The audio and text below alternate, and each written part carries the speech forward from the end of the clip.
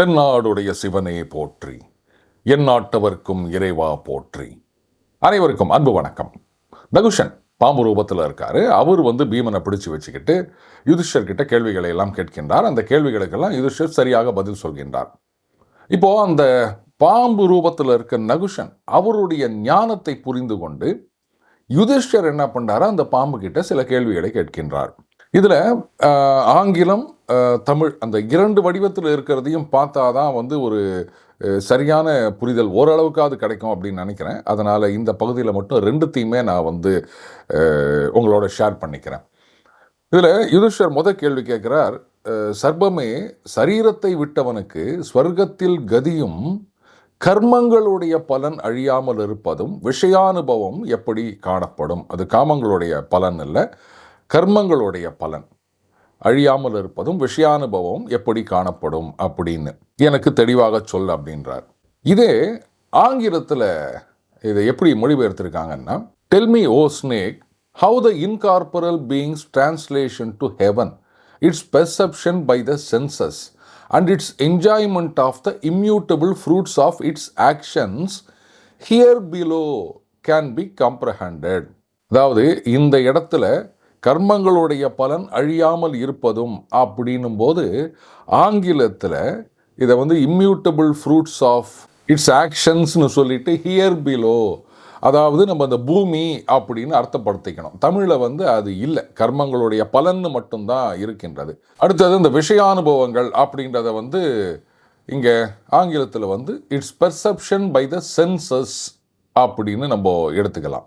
முதல்ல இதுக்கு தமிழில் என்ன கொடுத்திருக்கின்றது அப்படின்னு பார்ப்போம். இப்போ அந்த பாம்பு சொல்லுகின்றது, அரசனே, தன்னுடைய கர்மங்களால் ஏற்படுகின்ற விளைவு என்ன அப்படின்னா அந்த மூன்று விஷயங்கள் சொல்கிறாங்க. ஒன்று மனிதனாக பிறப்பது, இன்னொன்று ஸ்வர்க்கத்தில் வசிப்பது, ஸ்வர்க்கத்தில் பிறப்பதுன்னு சொல்லலை, ஸ்வர்க்கத்தில் வசிப்பது அப்படின்னு தான் சொல்லியிருக்கு. அதுக்கப்புறமா அந்த மிருக ஜாதியில் பிறப்பது அப்படின்னு மூன்று விதமாக இருக்கின்றன. இதில் பார்த்தீங்கன்னா அகிம்சையை கடைப்பிடித்து அதுக்கப்புறமா தானம் முதலியவற்றை எல்லாம் செய்கின்றவர்கள் ஸ்வர்க்கத்தை அடைகின்றான். அப்படி இல்லாதவன் இந்த அகிம்சை கடைப்பிடிக்காமல் இந்த தானம் இதெல்லாம் செய்யாமல் அப்படி இருக்கின்றவன், அதான் மாறுபட்ட காரணங்களால் அவன் மறுபடியும் மனிதனாகவோ இல்லது விலங்காகவோ பிறக்கின்றான். அதில் அந்த விலங்கு பிறவி எப்படிப்பட்ட மனிதர்களுக்கு கிடைக்கும் அப்படின்னா, இந்த காம குரோதங்களுடன் கூடியவன், இந்த ஹிம்சை செய்கின்றவன், பேராசை பிடித்தவன், இவங்கள்லாம் மானிட பிறவியிலிருந்து மறுபடியும் அந்த டீப்ரமோஷன் சொல்கிற மாதிரி விலங்கு ஜாதியில் பிறக்கிறான். எப்படி மனுஷனிலிருந்து விலங்கு ஜாதியில் பிறக்கின்றான். அதே மாதிரி இந்த விலங்கு ஜாதியில் இருக்கின்றவைகள் அதுவும் மனித பிறப்பாக பிறக்கின்றது அப்படின்றாங்க. இப்போ இந்த குதிரை, பசு இவர்களெல்லாம் தேவர்களாவதும் காணப்படுகின்றது அப்படின்னு அந்த நகுஷன் பாம்பு கூறுகின்றது. இதை ஆங்கிலத்தில் பார்க்கும்போது, by his own acts man is seen to attain to one of the three conditions of human existence, of heavenly life or of birth in a lower animal kingdom. அதாவது தன்னுடைய கர்மங்களால் மனுஷன் இங்கே மனுஷனாக பிறப்பது அல்லது சொர்க்கத்துக்கு போவது, அப்படி இல்லைன்னா இந்த விலங்காக பிறப்பது அப்படிங்கிறத அடைகின்றான். Among these, the man who is not slothful, who injures no one and who is endowed with charity and other virtues goes to heaven after leaving this world of men. இதுவும் நம்ம அங்கே பார்த்தது தான். அதாவது அந்த அகிம்சையை கடைப்பிடிப்பவர், who injures no one, யாரையும் ஹிம்சைப்படுத்தாதவர், அதுக்கப்புறம் இந்த தானம் இந்த மாதிரியான நல்ல குணங்கள் எல்லாம் இருக்கின்றவன் சொர்க்கத்துக்கு போகின்றான். By doing the very contrary, ஆனால் இதுக்கு அப்படியே மாறாக செய்கின்றவன், ஓ king, people are again born as men or as lower animals. மனிதனாக பிறக்கின்றார்கள், அப்படி இல்லாட்டா மறுபடியும் விலங்காக பிறக்கின்றார்கள். O my son, it is particularly said in this connection that the man who is swayed by anger and lust and who is given to avarice and malice falls away from his human state and is born again as a lower animal. And the lower animals too are ordained to be transformed into the human state. And the cow, the horse and other animals are observed to attain to even the divine state. இதுதான் நம்ம அங்கே பார்த்தது காம குரோதங்கள். அதாவது இந்த கோபம் இருக்கின்றவன் அதே மாதிரி ஹிம்சை கொடுக்கிறவன், பேராசை கொண்டவன், இவங்களெல்லாம் மானிட பிரிவிலிருந்து மறுபடியும் விலங்கு ஜாதியில் போய் பிறக்கின்றார்கள். இப்போ தமிழில் என்ன சொல்கிறாங்கன்னா, இரு வினைகளுள்ள இப்படிப்பட்ட இந்த ஜீவன், அதாவது பிறப்பு இறப்பு அப்படின்னு இந்த கதிகளை அடைகிறான். இந்த இரு வினைகள் இல்லாதவர்கள் நித்தியமான பிரம்மத்திடம் ஆத்மாவை கலக்கச் செய்கிறான். அதாவது இரு வினைகள் எப்படி சார் இல்லாமல் போகும் அப்படின்னா, அந்த பிரம்மத்திடம் நீங்கள் ஆத்மாவை கலக்கச் செய்தால் அந்த இருவினைகள் இல்லாமல் போகும். இதைத்தான் ஆங்கிலத்தில் சொல்கிறாங்க, oh my son, the sentient being reaping the fruits of his actions thus transmigrates through these conditions. அதாவது இந்த மனுஷ பிறவி, ஸ்வர்க்கம், மிருகம் அப்படின்னு. But the regenerate and wise man reposes his soul in the everlasting supreme spirit. தன்னுடைய ஆத்மாவை அந்த பரமாத்மாவிடம் சரணடைய செய்கிறான். This embodied spirit, enchained by destiny and reaping the fruits of his own actions, thus undergoes birth after birth. But he that has lost touch of his actions is conscious of the immutable destiny of all born beings. இதை தமிழில் சொல்லும்போது, தேகாபிமானியான ஜீவாத்மாவானவன், அதாவது இந்த தேகத்தின் மீது பற்று வைத்திருந்தால் இந்த முக்தி அடைவது, இந்த இரு வினைகளான பிறப்பு இறப்பு இதை விட்டு நீங்குவது, அது எப்போ சாத்தியம்னா அந்த அழியாத பரம்பொருளாகிய பரமாத்மாவிடம் தம்முடைய ஆத்மாவை சரணடைவது, ஒப்படைப்பது அப்படின்றது. ஆனால் இந்த தேகத்தின் மீது அபிமானியாக இருந்தால் அப்படிப்பட்ட ஜீவாத்மாவானவன் மறுபடியும் பிறந்து பிறந்து பிறந்து இந்த சுகத்தில் விருப்பம் உள்ளவனாகி இந்த தேக சம்பந்தத்தால் உண்டான பலனை அனுபவிக்கிறான். ஆனால் அந்த பலனில் பற்றில்லாதவன், அதைத்தான் அங்கே இங்கிலீஷில் என்ன சொல்கிறாங்கன்னா, he that has lost touch of his actions அப்படின்னு. அந்த பலனில் பற்றில்லாதவன் இந்த பிரஜைகளுக்கு அறிகுறிகளான ஜனனம், மரணம் இதையெல்லாம் தோஷங்களாக பார்க்கிறான். இந்த தேகத்தின் மீது அபிமானி வைத்தவன் என்ன பண்ணுறான், மறுபடியும் மறுபடியும் பிறந்து இந்த உலகத்தில் இருக்க சுகங்களை எல்லாம் அனுபவிக்க வேண்டும் அப்படின்னு நினைக்கிறான். ஆனால் இந்த மாதிரி இந்த பிறப்பு இறப்பு இதெல்லாம் தோஷங்கள் அப்படின்னு யார் நினைக்கிறான், இந்த பயனில் பற்றில்லாதவன்.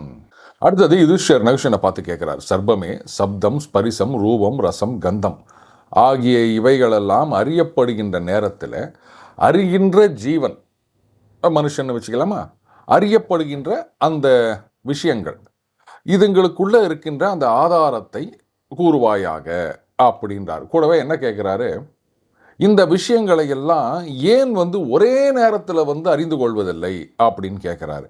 இதை ஆங்கிலத்தில் எப்படி சொல்லியிருக்காங்க அப்படின்னா, O snake, tell me truly and without confusion how the dissociated spirit becomes cognizant of sound, touch, form, flavor and taste. இதுதான் சப்த, ஸ்பரிச, ரூப, ரச, கந்தம் அப்படின்னு சொல்கிறது. அதாவது சவுண்டு, இது சப்தம், ஒலி, அதுக்கப்புறம் ஸ்பரிசம்னா டச்சு, இந்த தோல் மூலமாக நமக்கு அறியக்கூடிய விஷயங்கள். ஃபார்ம் அப்படின்னா ரூபம், அதாவது உருவம், அது கண்ணால் பார்த்து தெரிந்து கொள்கிறோம்.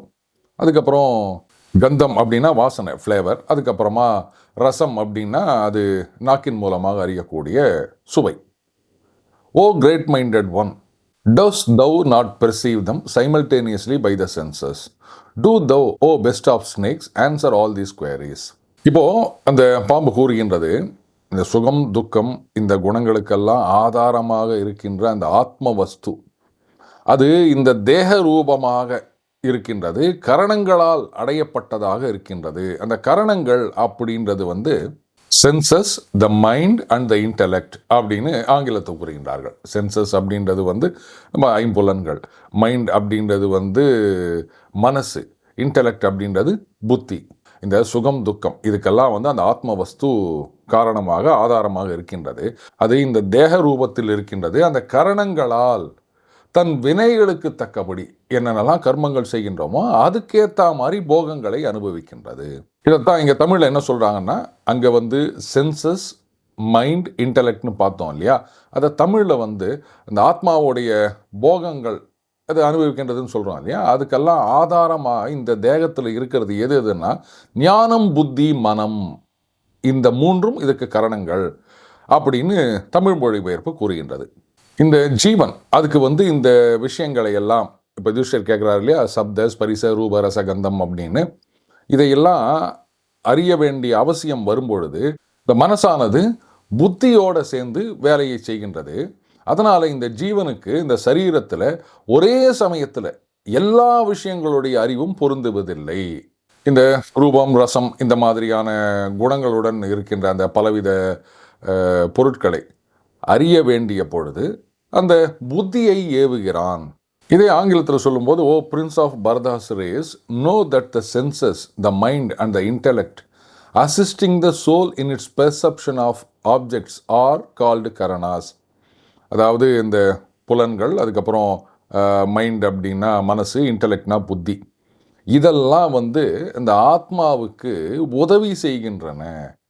எதுக்காகனா வஸ்துக்களை அறிவதற்கு. இதையெல்லாம் கரணங்கள் அப்படின்னு சொல்கிறோம். The eternal spirit going out of its sphere and aided by the mind acting through the senses, the receptacles of all perceptions successively perceive these things. அப்போ இந்த ஆத்மாவானது அந்த மனசுனால புலன்கள் மூலம் வினை புரிந்து சப்த ஸ்பரிச ரூபரசகந்தம் இதையெல்லாம் உணர்கின்றது.